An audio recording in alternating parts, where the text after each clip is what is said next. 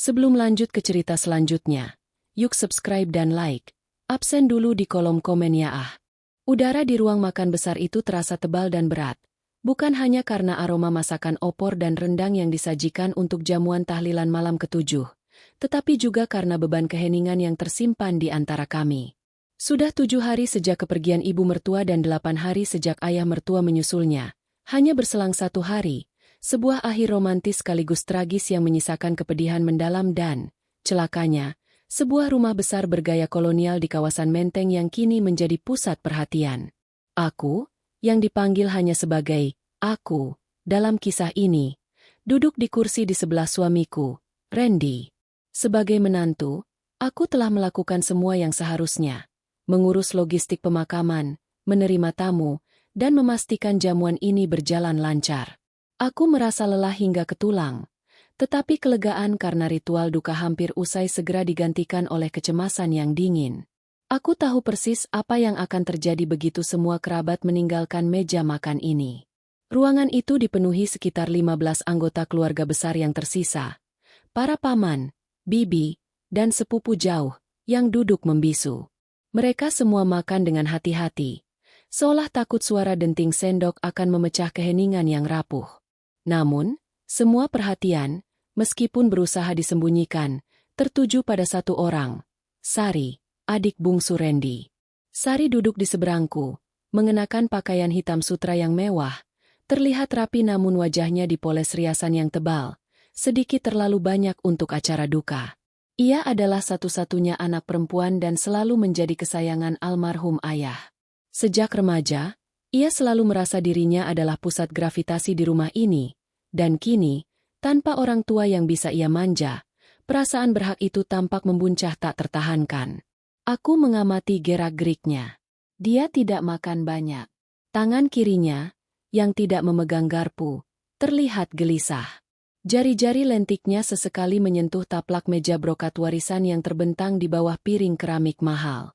Kemudian, tatapannya menyapu sekeliling ruangan, dari lukisan pemandangan Eropa yang tergantung di dinding, ke lampu gantung kristal yang berkilauan samar, hingga akhirnya berhenti lama pada kunci kabinet kayu jati tempat penyimpanan dokumen penting keluarga. Sorot matanya bukan lagi sorot duka, melainkan sorot kepemilikan. Randy, suamiku, merasakan kegelisahan yang sama, mungkin lebih besar. Ia adalah putra sulung, laki-laki, dan secara tradisional diharapkan menjadi kepala keluarga yang baru. Namun, Randy selalu menghindari konflik. Ia lebih suka bersembunyi di balik buku-buku tebalnya daripada menghadapi pertengkaran dengan adiknya. Malam ini, ia tampak seperti patung lilin yang mulai meleleh. Keringat tipis terlihat di pelipisnya meski ruangan itu berpendingin. Nasi goreng ibu memang selalu tiada duanya. Ya, ujar Bibi Lina, mencoba mencairkan suasana. Tentu saja, Mbak. Ini resep turun-temurun. Jawabku, mencoba memaksakan senyum ramah. Aku tahu Bibi Lina hanya ingin berbicara, mengalihkan perhatian dari Sari yang kini mulai bersuara. Iya, resep ibu memang spesial, sahut Sari, suaranya sedikit serak, namun dengan penekanan yang jelas pada kata, ibu. Terutama jika dimakan di meja ini. Di rumah ini. Kenangan terbesarku semua ada di sini. Saat ayah membelikan piano pertamaku di sudut itu, saat ibu mengajariku merangkai bunga di beranda, semua ada di sini. Ia berhenti sejenak, memainkan garpu di tangannya dengan gerakan memutar yang membuatku tegang. Ini adalah permulaan dari klaim emosionalnya. Upaya untuk mematenkan hak atas memori dan ruang. Aku tahu cara kerjanya. Dia selalu menggunakan air mata dan kenangan untuk memanipulasi situasi sejak kecil. Dan kali ini, taruhannya adalah satu-satunya aset terbesar yang ditinggalkan orang tua. Salah satu paman, Paman Hartono, yang cukup blak-blakan, akhirnya memberanikan diri. Sari, Randy, kalian harus mulai membicarakan ini. Rumah ini, aset berharga. Jangan sampai kosong terlalu lama. Mendengar kata, rumah, dan aset.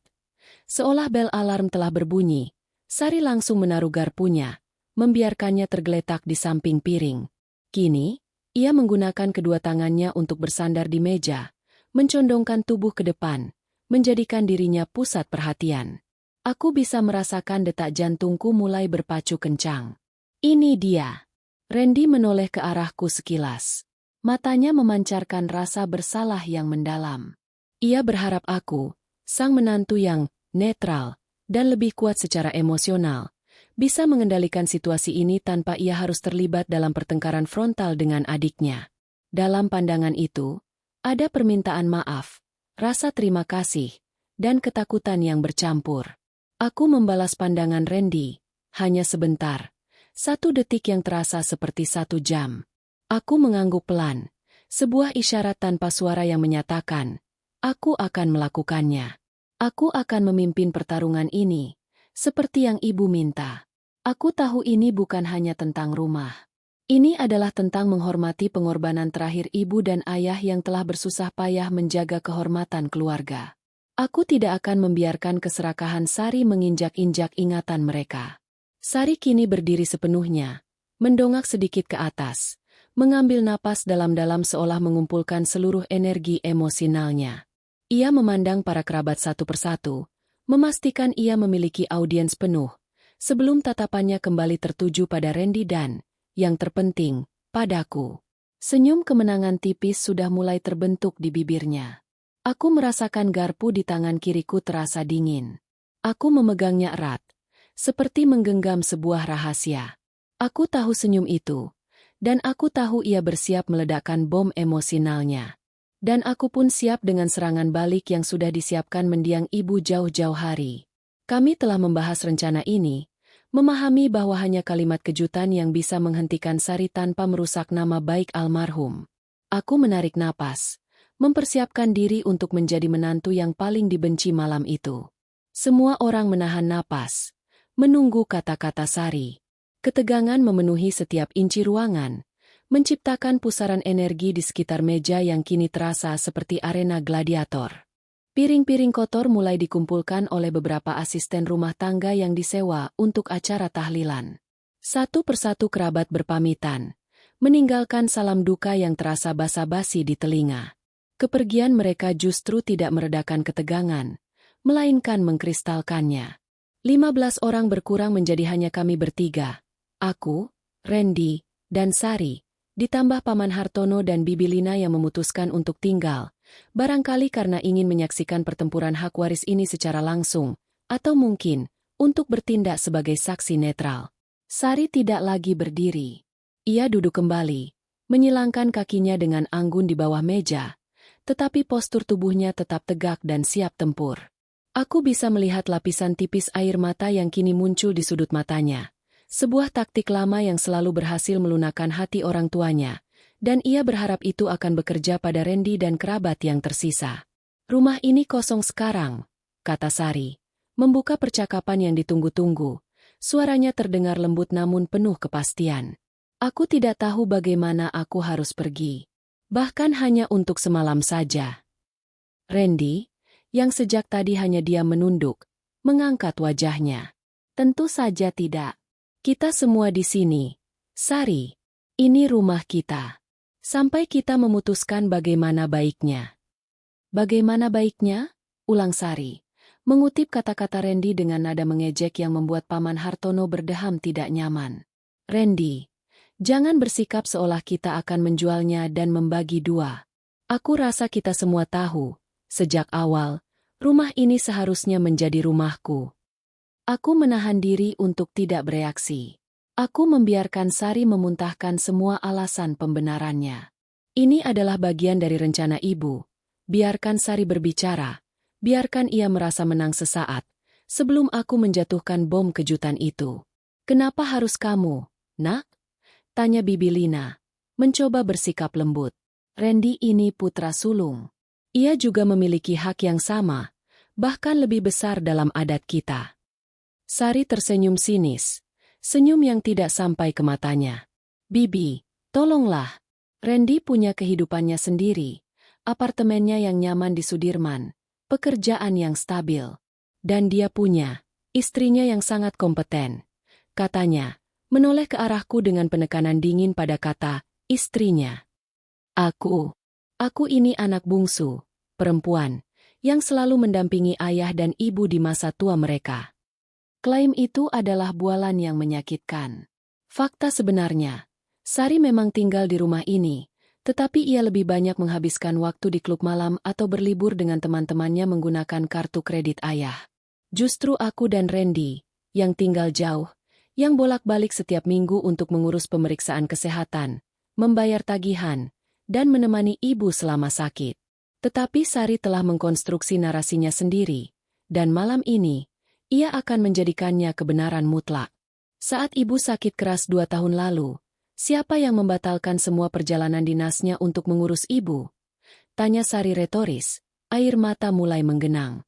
Tentu saja, itu adalah Sari. Setelah sebelumnya mengancam akan bunuh diri jika ayah tidak membiayai operasi plastik hidungnya. Siapa yang menemani ayah menonton film dokumenter di ruang keluarga setiap malam sampai larut? Aku, Bibi. Bukan Randy yang sibuk dengan pekerjaannya. Dan bukan aku yang sibuk dengan perhitungannya. Aku merasa Randy meremas lututku di bawah meja, memohon padaku untuk tetap diam. Randy ingin merangkul adiknya, ingin meminta maaf atas kelalaiannya, dan memberikan apapun yang Sari inginkan agar pertengkaran ini berakhir. Tapi aku tidak bisa. Bukan karena aku menginginkan rumah itu, melainkan karena rumah itu sudah lama tidak bisa dimiliki oleh siapapun, dan membiarkan Sari memenangkan klaim ini hanya akan membuat ibu dan ayah gagal dalam misi terakhir mereka.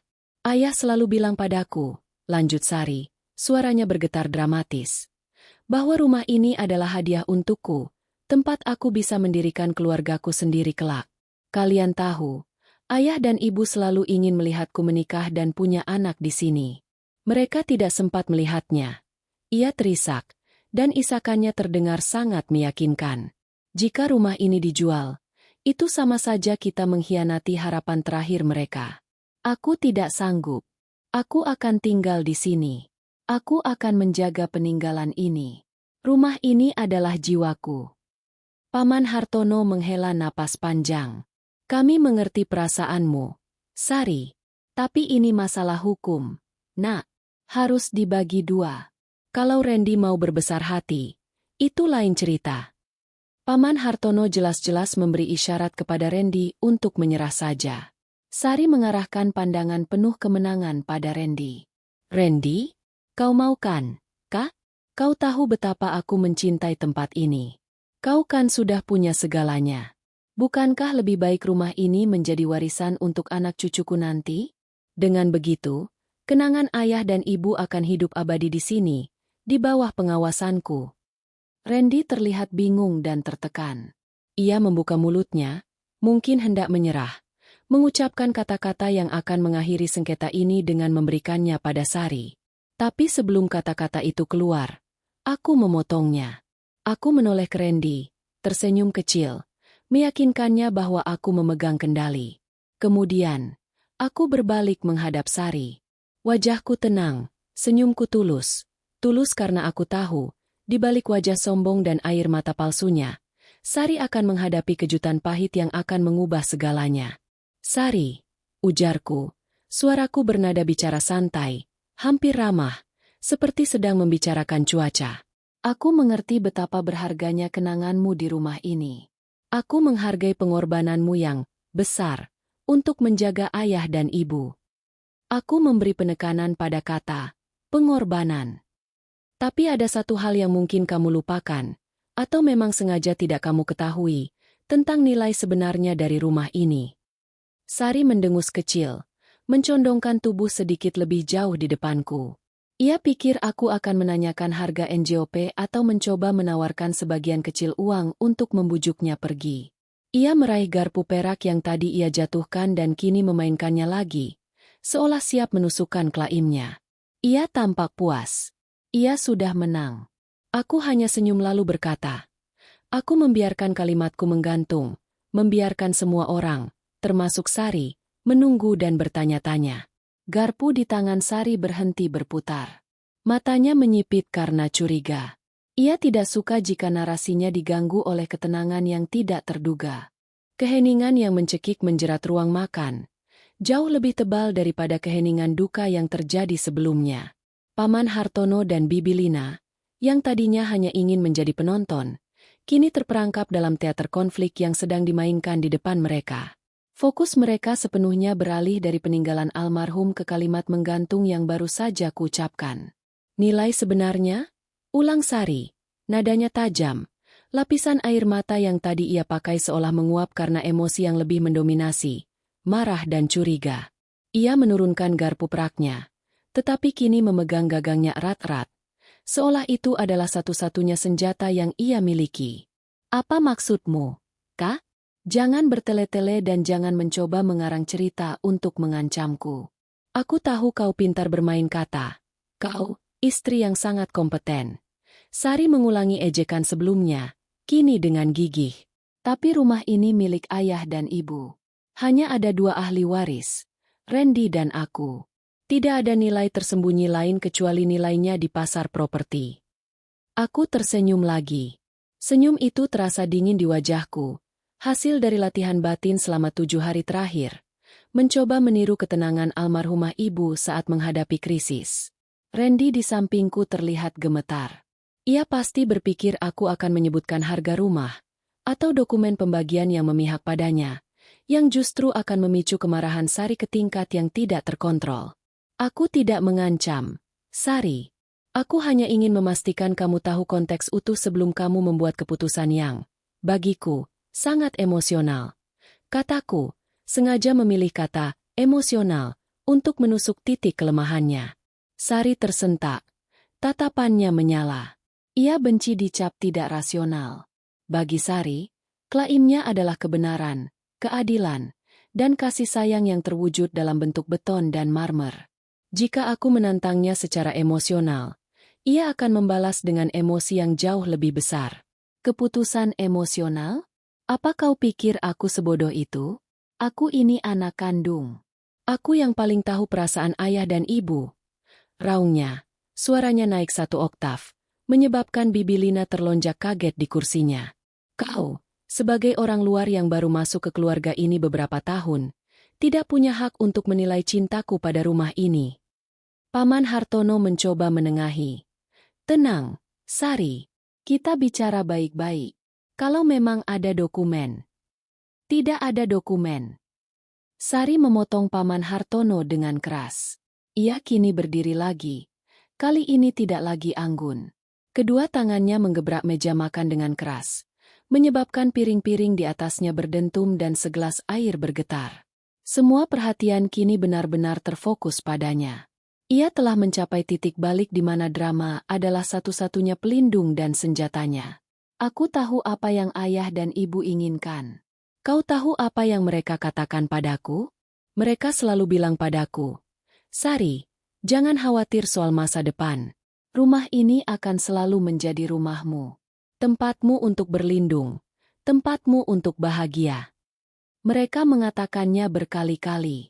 Terakhir kali saat ayah sakit dan aku menyuapinya bubur, ayah memegang tanganku dan berkata, jagalah rumah ini baik-baik, nak.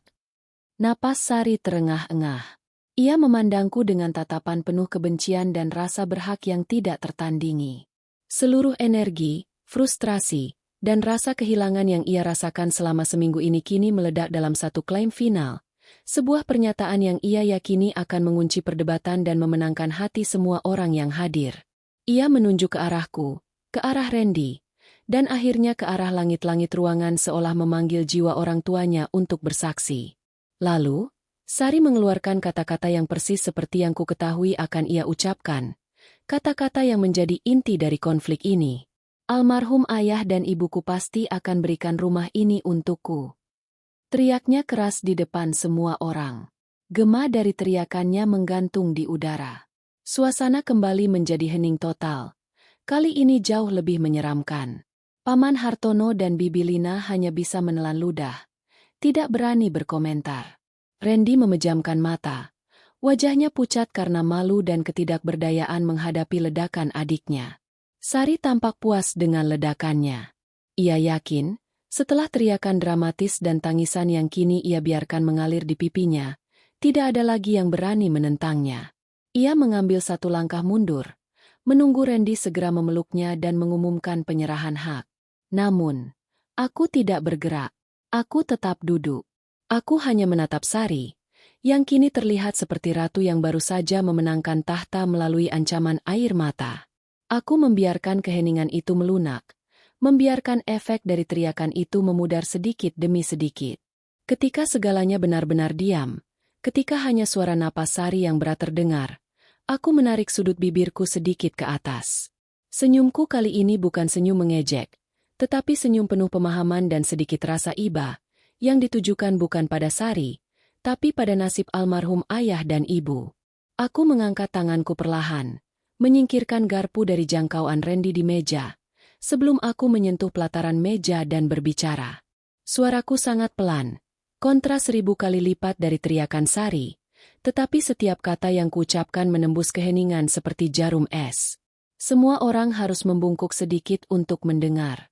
Aku hanya senyum lalu berkata, "Sayangnya, Sari, ayah dan ibu sudah memberikannya. Bukan padamu, tapi pada Ban. Sejak 3 tahun yang lalu." Dampak dari kalimatku, yang diucapkan dengan tenang nyaris berbisik, jauh lebih besar daripada ledakan teriakan Sari. "Sayangnya, Sari, ayah dan ibu sudah memberikannya. Bukan padamu, tapi pada Ban. Sejak 3 tahun yang lalu." Kalimat itu menenggelamkan ruangan ke dalam kebisuan yang begitu mutlak, membuat suara gema garpu yang jatuh menjadi sebuah alarm nyaring yang memecahkan keheningan. Garpu di tangannya terjatuh, wajahnya seketika pucat. Garpu perak itu berdentang keras saat menghantam lantai marmer, lalu berguling-guling sebentar sebelum berhenti tepat di bawah kakiku. Sari, yang tadinya berdiri tegak seperti ratu, kini tampak seperti patung yang perlahan retak. Matanya yang memerah karena drama kini melebar, dipenuhi horor dan kebingungan sejati. Warna darah seolah ditarik dari wajahnya, menyisakan kulit pucat dan bibir yang sedikit terbuka. Ia tidak lagi melihatku sebagai menantu yang menjengkelkan, tapi sebagai pembawa berita kematian kedua yang jauh lebih mengerikan. "Apa?" Sari tergagap. Suaranya kini kembali seperti bisikan, bahkan lebih lemah daripada suaraku. Ia tidak bisa mencerna informasi itu. Seluruh argumennya, seluruh klaim emosionalnya, fondasi dari harga dirinya selama ini, bahwa ia adalah ahli waris tunggal dari kekayaan dan memori keluarga, runtuh dalam sekejap. Randy, yang sejak tadi menunduk dan memejamkan mata karena malu, mendongak cepat. Wajahnya juga pucat, tapi lebih karena terkejut. Aku hanya memberitahu Randy bahwa rumah itu akan dijual untuk membayar utang, tetapi aku tidak pernah menyebutkan bahwa rumah itu sudah dijaminkan pada Ban sejak 3 tahun lalu dan statusnya hampir beralih ke pemilikan. Ini adalah bagian dari rahasia yang kubawa sendiri atas permintaan ibu, yang ingin Randy terhindar dari konflik frontal dengan adiknya. Paman Hartono yang duduk di ujung meja bersandar ke belakang, menjatuhkan sendoknya ke piring. "Dijaminkan ke Ban? Kamu serius? Nah, rumah sebesar ini?" Aku mengangguk pelan, tetap menjaga ketenangan. "Iya, Paman. Dijaminkan sebagai jaminan utang perusahaan ayah yang mendadak bangkrut 3 tahun lalu. Jumlahnya sangat besar, melebihi nilai jual rumah ini sekarang." "Tidak, itu bohong. Kau berbohong." Sari menjerit histeris, menunjukku dengan jari yang gemetar. Ia mencoba membangun kembali benteng pertahanannya yang hancur. "Ayah tidak pernah mengeluh soal uang. Ayah baru saja membelikanku mobil baru tahun lalu. Ibu tidak pernah terlihat kekurangan. Kau pasti memalsukan sesuatu. Kau mencoba mengambil alih segalanya karena kau ingin Randy kaya." Aku membiarkan tuduhan itu melayang di udara. Aku tahu, saat ini, dia tidak bisa berpikir jernih. Aku menatap matanya, memancarkan simpati yang tulus, bukan ejekan. "Aku tidak ingin Randy kaya, Sari. Aku hanya ingin ayah dan ibu damai," kataku lembut. Sejak 3 tahun lalu, ayah dan ibu berjuang keras untuk menutupi kerugian itu. Mereka tahu rumah ini akan dilelang cepat atau lambat, tapi mereka ingin memastikan nama mereka bersih. Kepada siapa ayah dan ibu melunasi utang-utang kecil? Kepada siapa mereka meminta bantuan untuk menutup kerugian besar agar nama baik keluarga tetap terjaga di mata Paman dan Bibi? Aku menoleh ke Paman Hartono dan Bibi Lina. "Paman, Bibi, alasan ayah dan ibu menolak semua tawaran bantuan dan selalu berkata, semua baik-baik saja, adalah karena mereka sudah mengikat rumah ini sebagai jaminan terakhir untuk menyelesaikan masalah itu secara diam-diam. Mereka tidak ingin ada yang tahu. Ini adalah beban terakhir yang mereka tanggung sendiri. Aku kemudian menjelaskan maksud dari kalimatku di bab 3, yang membuat Sari pucat. Rumah ini sudah resmi menjadi milik pemerintah kota, sebagai jaminan utang terakhir mendiang, kataku. Aku tidak pernah menyebutkan pemerintah kota, tapi bank. Tunggu, kamu bilang bank, tapi juga pemerintah kota. Tanya Randy, kini mulai bingung. Aku menjelaskan. Utang itu awalnya pada bank, Randy. Tapi 6 bulan lalu, bank menjual piutang bermasalah ini pada perusahaan pengelola aset negara, yang terafiliasi dengan pemerintah kota. Dalam 1 bulan ke depan, proses pengalihan hak kepemilikan akan selesai. Kita hanya bisa menempati rumah ini selama tahlilan. Setelah ini, kita harus segera mengosongkannya. Aku baru saja mendapat surat resmi semalam. Sari roboh ke kursi makannya, terduduk lemas. Ia tidak lagi merengek soal hak warisnya, melainkan tertekan oleh kenyataan yang menghantamnya. Rumah yang ia klaim sebagai miliknya, yang ia anggap warisan cinta, sebenarnya adalah beban utang yang sangat besar. Keberadaan rumah ini selama 3 tahun terakhir hanyalah ilusi. Ayah dan ibu tidak meninggalkannya rumah. Mereka meninggalkannya kehormatan yang telah dibayar dengan aset terakhir mereka. Tapi, kenapa? Rintih Sari.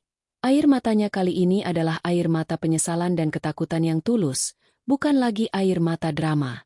Kenapa mereka tidak pernah memberitahuku? Kenapa mereka memberitahumu, menantu? Pertanyaan Sari menyentuh inti dari konflik dan kepercayaan. Aku menatap Randy, yang kini mulai mengerti mengapa aku harus mengambil peran ini. Karena ibu meminta tolong padaku. Jawabku, nadaku kini lebih tegas.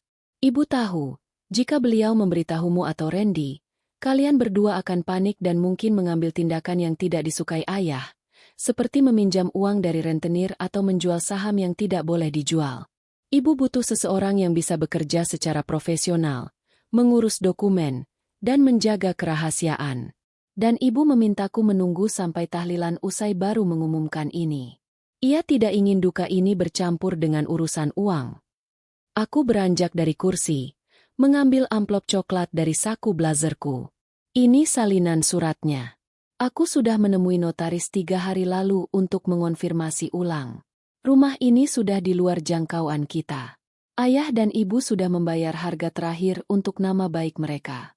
Amanat kita sekarang adalah menghormati keputusan mereka, menjaga kehormatan mereka, dan segera pindah. Paman Hartono dan Bibi Lina hanya bisa menggelengkan kepala karena terkejut dan kagum pada pengorbanan ayah dan ibu mertua, dan juga pada ketenangan serta kesetiaanku dalam menjaga rahasia ini. Sari menatap amplop itu, lalu menatapku. Tatapannya kini berubah dari kebencian menjadi rasa bersalah yang menusuk. Ia menyadari betapa piciknya klaim yang ia teriakkan beberapa menit yang lalu.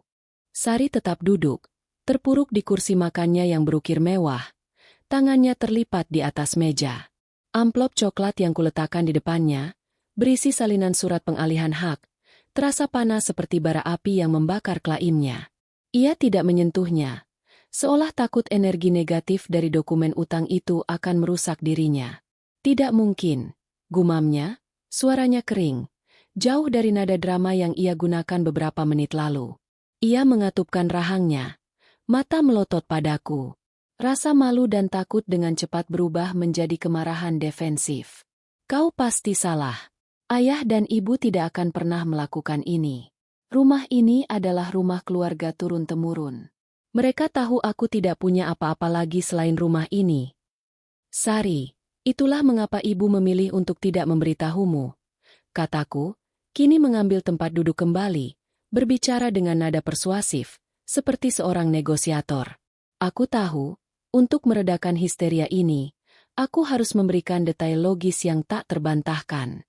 Mereka tahu kamu akan bereaksi seperti ini. Reaksi yang sangat emosional. Tapi tolong, dengarkan aku baik-baik. Randy, yang telah pulih dari keterkejutannya, meraih tangan adiknya. Sari, dengarkan istrimu. Dia tidak mungkin mengarang cerita sebesar ini. Sari menarik tangannya, menepis Randy dengan kasar. Kau juga. Kau pasti terlibat dalam konspirasi ini. Kau ingin rumah ini dijual. Lalu kau akan berpura-pura sedih dan membagi sisa uangnya denganku. Aku tahu kalian berdua ingin menyingkirkanku dari sini. Aku menghela napas panjang. Utang itu, Sari, tidak datang dari pinjaman pribadi untuk bersenang-senang. Itu adalah utang usaha. Ingat, sekitar 3 tahun lalu, ayah tiba-tiba menutup perusahaan impor kayu jatinya. Sari terdiam, mencoba mengingat. Iya, dia bilang sudah lelah dan ingin pensiun. Lalu dia membelikanku jam tangan emas edisi terbatas untuk merayakan pensiunnya. Jawabnya dengan nada membela diri. Tepat, ayah tidak pensiun. Koreksiku lembut. Perusahaan itu bangkrut total karena penipuan besar dari mitra bisnis di luar negeri. Dan ayah menolak untuk menyatakan kepailitan secara terbuka.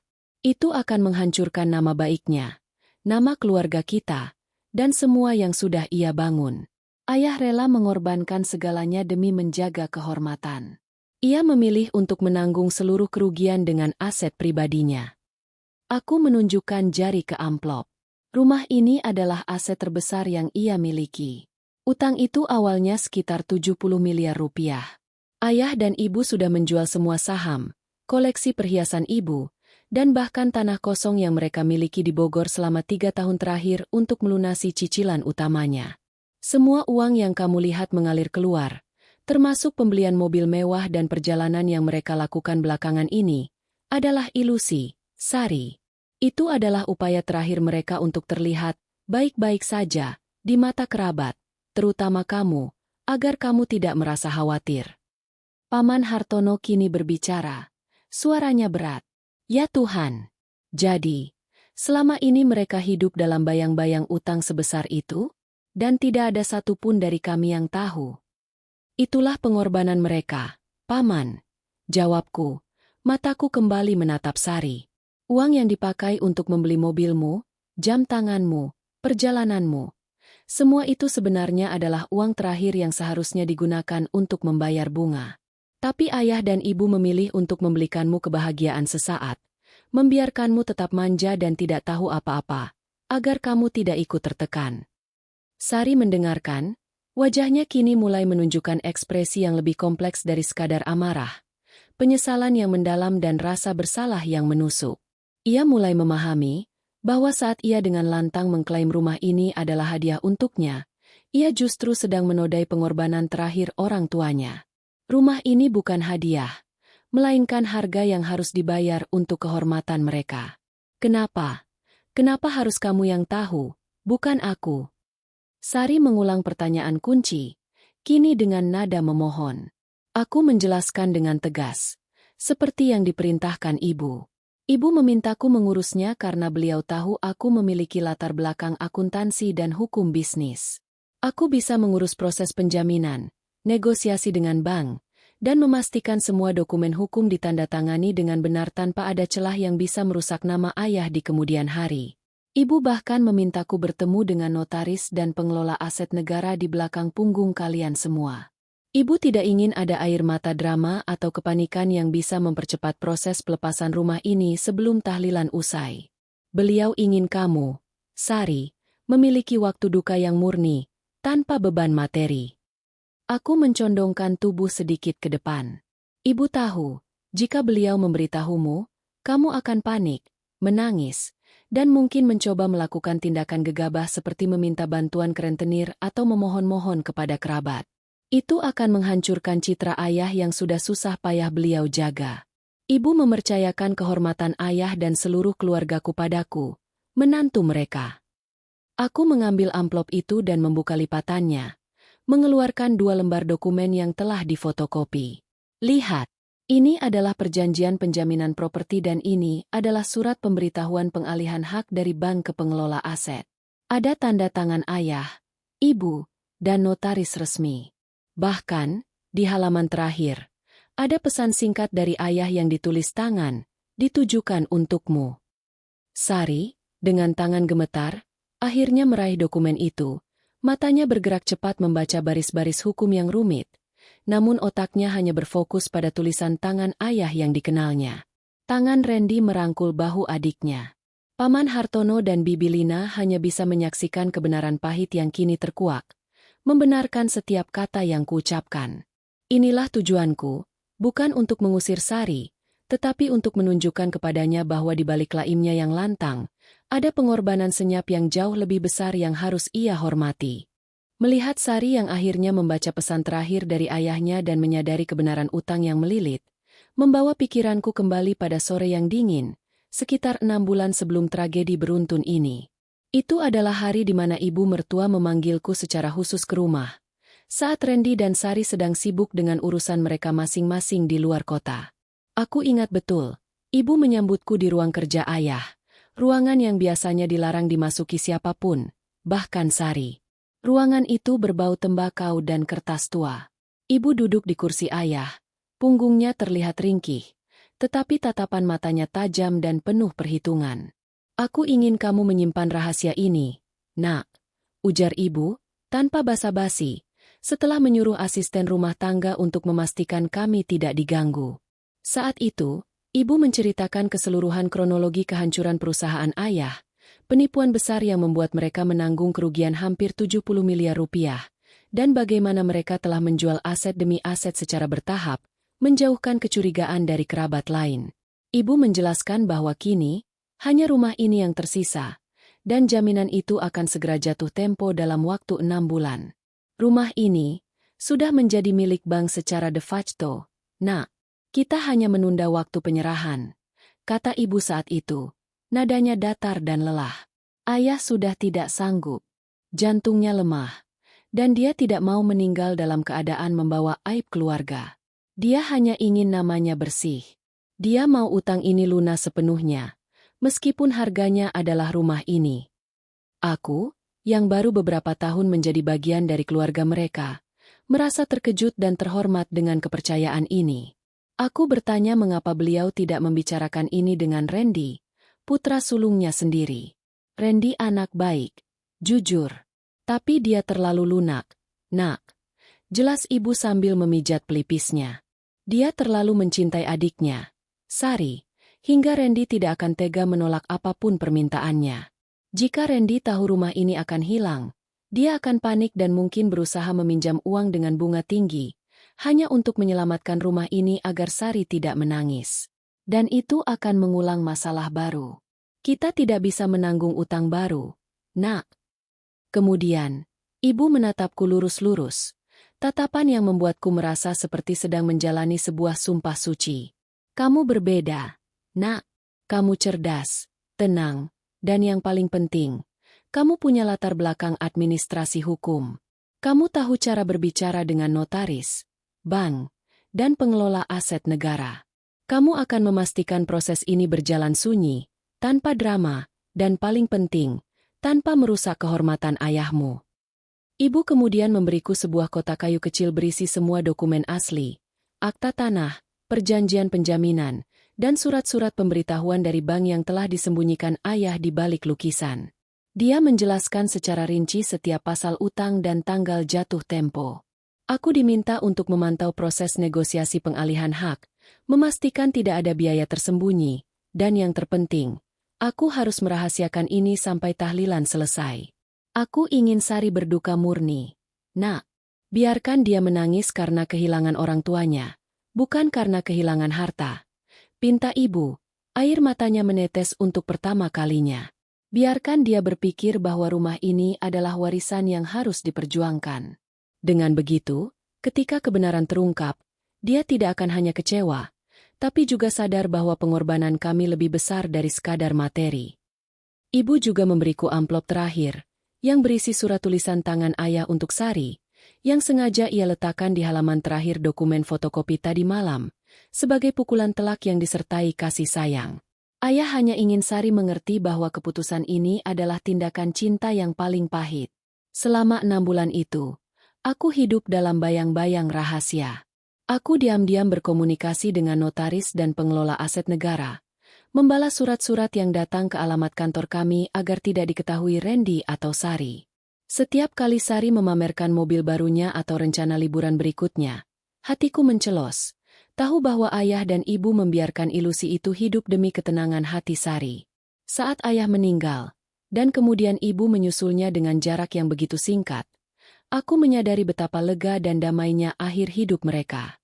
Mereka telah menyelesaikan urusan terakhir mereka di dunia, melunasi utang demi kehormatan mereka, dan mewariskan amanat itu kepadaku, sang menantu, yang mereka percayai untuk melakukan pekerjaan sulit. Kembali ke ruang makan yang sunyi, kini aku menatap Sari, yang masih terpaku pada dokumen di tangannya. Aku telah melaksanakan amanat ibu sepenuhnya. Aku telah menunda pengungkapan, membiarkan Sari bersikap manja dan sombong dalam klaimnya, dan akhirnya, menjatuhkan palu kebenaran yang akan membuatnya sadar bahwa drama keserakahannya sama sekali tidak ada artinya di hadapan pengorbanan yang dilakukan orang tuanya. Kilas balik itu menguatkanku. Aku tidak melakukan ini karena dendam atau keserakahan. Aku melakukannya karena loyalitas dan kehormatan terhadap dua orang yang sudah pergi, yang telah memberiku kepercayaan lebih besar daripada anak kandung mereka sendiri. Lama setelah Paman Hartono dan Bibi Lina berpamitan, suasana di ruang makan yang mewah itu tetap mencekam. Hanya tinggal aku, Randy, dan Sari. Sari masih memegang salinan dokumen yang kuberikan. Jemarinya memutih karena cengkeraman yang begitu kuat. Ia telah membaca pesan tulisan tangan ayahnya yang singkat namun menghancurkan. Maafkan ayah, nak. Ini satu-satunya jalan agar namamu dan namaku tetap terhormat. Jangan biarkan pengorbanan ini sia-sia. Carilah kebahagiaan sejatimu, bukan di rumah ini. Ayah. Setelah membaca, ia meremas kertas itu, lalu melemparkannya ke meja. Ia tidak menangis lagi. Air matanya telah berganti menjadi api kemarahan dan penyangkalan yang membara. Tidak, ini semua omong kosong. Sari tiba-tiba bangkit, menghentakkan kursi ke belakang. Ayah tidak akan menulis ini. Ini adalah manipulasi. Kalian berdua yang membuatnya. Kau dan Randy. Randy tersentak. Sari, hentikan. Kau pikir istrimu ini seorang pemalsu? Ya, aku pikir begitu, teriak Sari, menunjuk ke arahku dengan ekspresi liar. Kau yang mengurus semua keuangan. Kau yang punya latar belakang hukum. Kau tahu betul bagaimana memalsukan tanda tangan dan surat-surat dari notaris. 6 bulan ayah dan ibu sakit. Kau pasti mengambil kesempatan ini. Kau bersekongkol dengan ibu untuk membuatku terlihat bodoh, dan mengambil sisa warisan yang ada. Tuduhan itu begitu kejam dan tidak berdasar, tetapi aku tahu itu adalah reaksi terakhirnya. Pelarian dari rasa bersalah karena telah menuntut rumah yang sebenarnya sudah tidak ada. Aku tetap tenang, tidak membiarkan emosi menyeretku. Sari, aku bisa mengerti kepanikanmu, kataku datar. Tapi utang senilai 70 miliar rupiah, dan proses pengalihan hak aset negara, tidak bisa dipalsukan hanya oleh seorang menantu. Jika kau tidak percaya pada salinan dokumen yang kuberikan, kita akan pergi ke notaris besok pagi. Aku akan menunjukkan dokumen asli, dan kita akan berbicara langsung dengan notaris yang mengurus perjanjian ini, serta perwakilan dari pengelola aset negara. Aku menoleh ke Randy. Randy, kamu harus mendukungku. Ini adalah saatnya kita bekerja sama untuk menghormati ibu. Sari membutuhkan konfirmasi dari pihak ketiga yang netral. Randy, yang wajahnya masih terlihat lelah, mengangguk cepat. Ia kini sepenuhnya berada di sisiku, menyadari betapa jauhnya aku telah menjaga rahasia ini demi kehormatan orang tua mereka. Aku setuju, kata Randy. Suaranya kembali menemukan ketegasan. Ia berdiri di depanku, menghalangi Sari yang sepertinya ingin menyerangku. Sari, besok kita akan menemui notaris. Kalau kamu masih menuduh istrimu berbohong, silakan saja. Tapi aku bersumpah, jika notaris mengonfirmasi semuanya, kamu harus meminta maaf pada istriku dan pada arwah ayah dan ibu. Sari mendengus, tetapi ada sedikit keraguan di matanya. Ia menyadari bahwa ajakanku untuk bertemu langsung dengan notaris menunjukkan kepercayaan diriku yang tak tergoyahkan. Pemalsu sejati tidak akan pernah berani menghadapi pihak berwenang. Baik, desisnya, menerima tantangan itu dengan nada putus asa. Kita temui. Dan jika kalian berdua bohong, aku akan menyeret kalian ke pengadilan. Aku hanya mengangguk. Tidak ada gunanya berdebat lebih jauh malam ini. Sari harus tidur dengan kenyataan pahit bahwa ia mungkin telah kehilangan segalanya, dan bahwa ia telah menghina orang yang paling dipercaya oleh mendiang ibu. Aku bangkit dan berjalan ke ruang kerja ayah, ruangan yang sama di mana ibu memberiku amanat 6 bulan lalu. Aku mengambil kotak kayu kecil berisi dokumen asli dari tempat persembunyiannya yang rahasia di balik rak buku. Dokumen-dokumen itu, yang diselimuti plastik tebal agar tidak rusak, terasa dingin dan berat di tanganku. Itu adalah bukti nyata, sebuah beban yang kini harus kuperlihatkan kepada dunia, dan terutama kepada Sari. Malam itu, tidak ada yang bisa tidur dengan tenang di rumah besar yang sunyi itu. Aku mendengar isakan Sari yang teredam dari kamarnya. Isakan itu bukan lagi isakan dramatis untuk mendapatkan simpati, melainkan isakan kesadaran yang pahit. Randy datang ke kamar, memelukku erat, dan meminta maaf atas semua tuduhan dan keegoisan adiknya. "Terima kasih, sayang," bisiknya. "Aku tidak tahu bagaimana ibu bisa menaruh kepercayaan sebesar itu padamu. Aku sebagai anaknya sendiri tidak akan mampu melakukannya. Aku terlalu takut menyakiti Sari." "Ibu tahu kamu terlalu baik, Randy," jawabku, membalas pelukannya. "Tugas kita adalah melindungi pengorbanan ayah dan ibu. Dan besok, kita akan menyelesaikan babak terakhir ini. Kami tahu, hari esok di kantor notaris akan menjadi titik balik yang sesungguhnya. Sari akan dipaksa untuk memilih antara menyalahkan dan mempercayai, antara keserakahan dan pengampunan. Dan di hadapan hukum, semua klaim emosionalnya tidak akan ada artinya." Pagi itu terasa berbeda. Udara yang biasanya sejuk di rumah besar itu kini terasa pengap, seolah dinding-dindingnya pun menahan napas menunggu putusan akhir. Kami berangkat ke kantor notaris Tuan Hadi Wijaya dalam satu mobil, sebuah perjalanan yang terasa lebih lama daripada perjalanan keluar kota. Di belakang, Sari duduk diam, mengenakan kacamata hitam besar yang menyembunyikan mata bengkaknya. Kemarahan dan penyangkalan di wajahnya semalam telah berganti menjadi ketakutan yang dingin dan rasa malu yang terpendam. Randy mengemudi, sesekali melirikku, dan aku hanya membalasnya dengan genggaman tangan yang menenangkan. Kotak kayu berisi dokumen asli warisan ayah kini berada di pangkuanku, terasa berat, bukan hanya secara fisik, tetapi juga secara simbolis. Kantor notaris Tuan Hadi Wijaya terletak di sebuah gedung perkantoran tua yang megah di pusat kota. Ruangan kerja Tuan Hadi dipenuhi rak-rak buku hukum yang menjulang tinggi dan aroma kertas yang khas. Tuan Hadi, seorang pria parubaya dengan sorot mata bijaksana, menyambut kami dengan wajah yang menunjukkan simpati mendalam. Ia adalah satu-satunya orang di luar ibu dan aku yang mengetahui keseluruhan drama utang ini. "Silakan duduk, Nyonya Sari, Tuan Randy," sapanya ramah, tetapi nadanya serius. Tanpa basa-basi, Sari langsung melancarkan serangan terakhirnya. "Tuan Hadi, saya minta Anda mengatakan yang sebenarnya, tanpa manipulasi apapun. Apakah istri kakak saya, yang ada di sampingnya ini, telah memalsukan dokumen penjaminan rumah kami? Apakah ayah saya benar-benar menyerahkan rumah itu sebagai jaminan utang, atau dia dipaksa?" Tuan Hadi menarik napas dalam-dalam, menatap Sari dengan kasihan. "Nyonya Sari, Anda tidak perlu khawatir tentang manipulasi. Saya adalah notaris yang disumpah. Semua yang akan saya jelaskan adalah kebenaran yang tertuang dalam hukum." Aku meletakkan kotak kayu itu di atas mejanya. Tuan Hadi membuka kotak itu, mengeluarkan dokumen asli, dan mulai membacakan ringkasannya dengan suara yang jelas. Pada tanggal 12 Mei, 3 tahun yang lalu, almarhum Tuan Danu dan Nyonya Mita, ayah dan ibu Sari Randy, secara sukarela menandatangani akta jaminan fidusia atas properti ini kepada Bank XXX. Jaminan ini terkait dengan utang usaha Tuan Danu senilai 70 miliar rupiah. Tuan Hadi menunjuk ke tanda tangan ayah dan ibu yang dibubuhkan di depan dua saksi dan dirinya. Semua tanda tangan ini sah dan asli.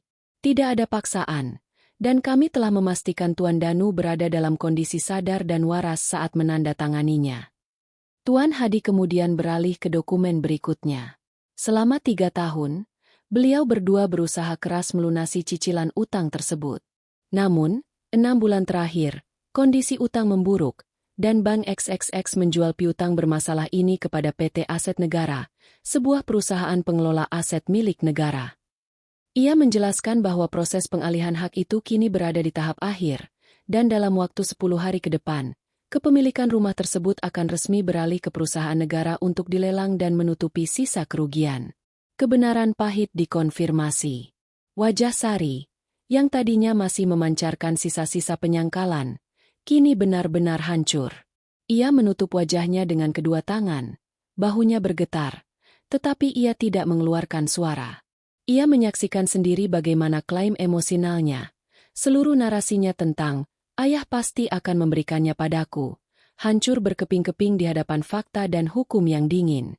Tuan Hadi, melihat kondisi Sari, kemudian beralih menatapku.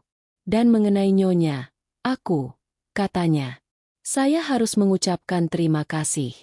Nyonya, aku adalah orang yang paling bertanggung jawab dan menjaga kerahasiaan proses ini.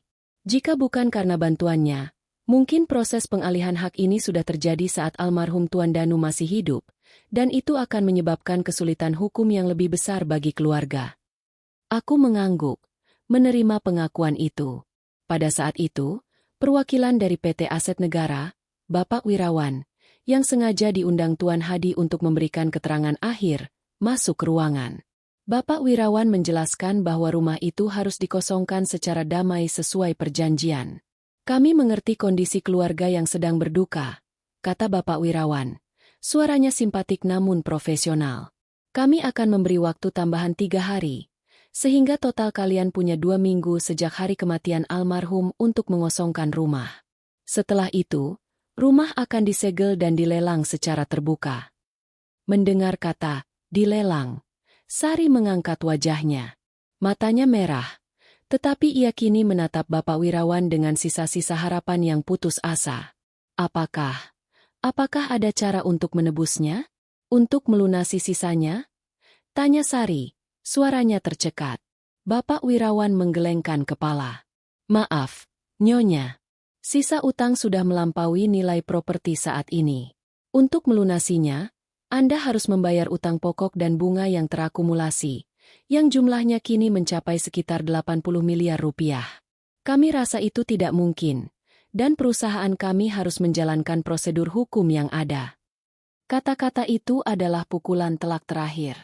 Utang itu benar-benar melebihi nilai rumah, dan kini, impiannya untuk tinggal di rumah kenangan itu bukan hanya mustahil, tetapi juga tidak bertanggung jawab secara finansial. Sari kini melihat Randy, lalu beralih padaku. Matanya dipenuhi realisasi penuh. Tidak ada konspirasi. Tidak ada pemalsuan. Hanya ada pengorbanan heroik dari orang tua mereka. Dan satu-satunya orang yang jujur dan setia melaksanakan amanat itu adalah menantu yang ia tuduh sebagai penipu. Sari akhirnya memahami bahwa tujuanku selama ini adalah untuk melindungi ayah dan ibu, bukan merebut warisan. Kehancuran ini bukanlah akhir dunia, tapi sebuah awal dari kesadaran. Kantor notaris Tuan Hadi Wijaya terasa seperti ruang sidang di mana semua rahasia telah dibacakan dan putusan akhir telah dijatuhkan. Sari tidak bersuara selama perjalanan pulang. Kacamata hitamnya dilepas, memperlihatkan mata yang merah dan basah, bukan lagi karena duka, melainkan karena rasa malu dan realisasi. Ketika mobil Randy memasuki halaman rumah besar yang sebentar lagi akan menjadi milik negara, Sari meminta Randy berhenti. Ia turun dari mobil, dan bukannya langsung masuk, ia hanya berdiri di tengah halaman. Ia memandang ke sekeliling rumah, dari beranda tempat ayahnya biasa membaca koran, ke jendela kamarnya yang kini terasa asing. Ia tidak melihat rumah warisan yang hilang, melainkan bayangan orang tuanya yang diam-diam berjuang di bawah tekanan utang, sementara ia, putrinya, hidup dalam kemewahan palsu yang diciptakan oleh ilusi demi ilusi. Aku dan Randy ikut turun. Kami berdiri di belakang Sari, memberikan ruang baginya untuk memproses kebenaran ini sendirian. Tiba-tiba, bahu Sari mulai bergetar hebat. Ia tidak mengeluarkan suara, tetapi isakannya kali ini adalah isakan penyesalan yang mendalam dan tulus, isakan yang meruntuhkan tembok kesombongan dan keegoisannya. Aku sangat buruk, rintih Sari. Suaranya parau, jauh dari teriakan lantang yang ia keluarkan semalam. Aku menuduh kalian, Kak. Aku menuduhmu. Aku, orang yang paling dipercaya ibu. Aku menuntut rumah ini di depan semua orang. Bahkan ketika ayah dan ibu sudah membayar harga kehormatan mereka untuknya. Randy melangkah maju, merangkul adiknya. Ia membiarkan Sari menangis di bahunya. Air mata mengotori kemeja hitamnya. Sari, ayah dan ibu tidak akan marah padamu, bisik Randy lembut. Mereka tahu kamu tidak tahu apa-apa. Itulah yang mereka inginkan. Sari menggelengkan kepala dalam pelukan Randy. Ia melepaskan pelukan Randy, lalu berbalik, dan kini, dengan mata penuh air mata, ia menatapku. Tatapannya kini bukan lagi tatapan permusuhan, melainkan tatapan memohon pengampunan. Aku minta maaf, katanya. Suaranya nyaris tak terdengar. Aku sungguh-sungguh minta maaf atas semua kata-kata kasarku semalam. Aku malu, Kak, aku. Aku menyadari bahwa klaimku bukan hanya serakah, tapi juga sangat tidak menghormati pengorbanan terakhir ayah dan ibu. Aku berjalan mendekat, dan untuk pertama kalinya sejak aku menikah dengan Randy, aku memeluk adik ipar yang selalu sinis dan manja ini. Pelukan itu tulus, bukan pelukan kemenangan, melainkan pelukan persaudaraan yang akhirnya menyatukan kami di atas reruntuhan harta benda. Aku memaafkanmu, Sari, kataku. Aku tahu kamu mencintai rumah ini dan kamu mencintai orang tua kita. Ibu dan ayah tahu itu. Tujuan ibu memintaku melakukan ini bukanlah untuk mengalahkanmu, tapi untuk memberimu pelajaran tentang nilai kehormatan dan pengorbanan. Dan mereka berhasil. Aku kemudian menjelaskan lebih lanjut. Motivasiku hanya satu, melaksanakan amanat ibu. Aku tidak ingin nama baik ayah tercemar oleh drama utang. Dan aku tidak ingin kamu, sebagai anak kandung, menanggung beban ini terlalu dini. Kita semua berduka, Sari. Dan warisan terbesar mereka bukanlah rumah ini, melainkan kehormatan yang mereka pertahankan sampai akhir. Sari mengangguk, mengusap air matanya. Ia kini terlihat jauh lebih dewasa. Rasa sakit kehilangan rumah telah membuka matanya terhadap pengorbanan sesungguhnya. Lalu, apa yang harus kita lakukan sekarang? Tanya Sari. Nadanya pasrah namun menunjukkan kesiapan untuk bertanggung jawab. Randy menjawab, merangkul kami berdua. Kita urus sisanya bersama. Kita kemasi barang-barang ayah dan ibu yang paling penting. Kita serahkan rumah ini secara damai, sesuai permintaan mereka. Kita masih punya waktu 10 hari. Sari menatap ke dalam rumah. Ia tidak melihat lemari jati mewah atau lampu kristal. Ia melihat kenangan yang tidak bisa dijual. Kenangan yang kini terasa pahit bercampur manis. Aku akan membantu mengemas. Aku tidak akan membiarkan, Kak aku, yang mengurus semuanya sendirian lagi. Ucap Sari. Sebuah janji yang sederhana namun memiliki bobot besar di antara kami. Momen itu menjadi titik balik. Dari konflik warisan yang memecah belah, kami kini dipersatukan oleh amanat dan pengorbanan mendiang orang tua. Ikatan persaudaraan terjalin kembali, lebih kuat daripada ikatan materi yang memudar. 10 hari berlalu dengan cepat, dipenuhi oleh hiruk-pikuk pengemasan yang sunyi dan penuh makna. Suasana rumah besar itu tidak lagi diwarnai ketegangan, melainkan dipenuhi dengan kerjasama dan nostalgia. Sari menepati janjinya. Ia menjadi yang paling aktif, bukan hanya mengemas barang-barang pribadinya, tetapi juga dengan teliti memilah peninggalan ayah dan ibu, dokumen penting yang masih bisa disimpan, foto-foto usang, hingga koleksi piringan hitam ayah. Dalam proses pengemasan itu, ia tidak lagi melihat harta yang hilang, tetapi menemukan potongan-potongan sejarah dan karakter orang tuanya yang selama ini ia abaikan. Saat kami mengemas barang di loteng, Sari menemukan sebuah kotak kayu tua yang di dalamnya berisi surat-surat cinta lama antara ayah dan ibu, dan juga buku tabungan kecil yang isinya kosong. Ternyata mereka juga manusia biasa. Ya, Kak, kata Sari sambil tersenyum sedih, memegang surat ayah yang menuliskan kekhawatiran tentang pekerjaan pertamanya. Aku selalu melihat mereka sebagai pahlawan yang tidak pernah salah, yang punya sumber uang tak terbatas. Mereka adalah pahlawan dalam cara mereka sendiri, Sari. Jawabku, merangkul bahunya. Pahlawan yang berani mengakui kesalahan dan membayar harga tertinggi demi kehormatan mereka. Di hari terakhir, 3 hari sebelum batas waktu yang diberikan PT Aset Negara, semua barang yang tersisa dimuat ke dalam 2 truk kecil. Randy dan aku telah menyewakan sebuah apartemen kecil di pinggiran kota untuk Sari, memberinya waktu untuk membangun kembali kehidupannya tanpa harus terbebani biaya sewa yang tinggi. Sementara kami, kembali ke apartemen kami sendiri. Pagi itu, di ambang pintu, kami bertiga berdiri. Rumah itu kini terasa kosong dan dingin.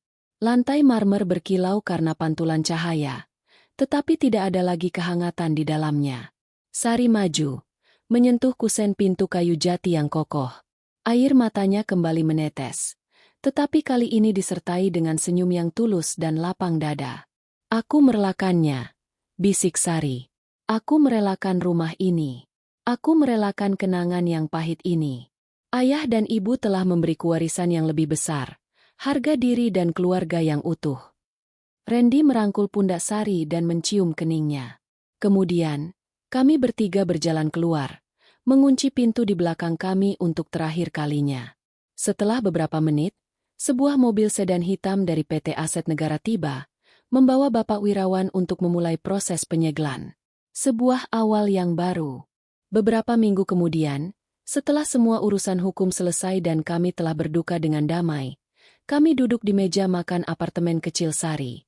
Kali ini, meja itu hanya terbuat dari kayu biasa, dan piring-piringnya tidak semewah yang ada di rumah lama, tetapi suasananya hangat dan penuh tawa. Jadi, kata Randy, meletakkan garpunya, kali ini tidak terjatuh, setelah menghabiskan masakanku. Kita sudah mengosongkan segalanya. Kita harus mencari cara untuk tetap berkumpul.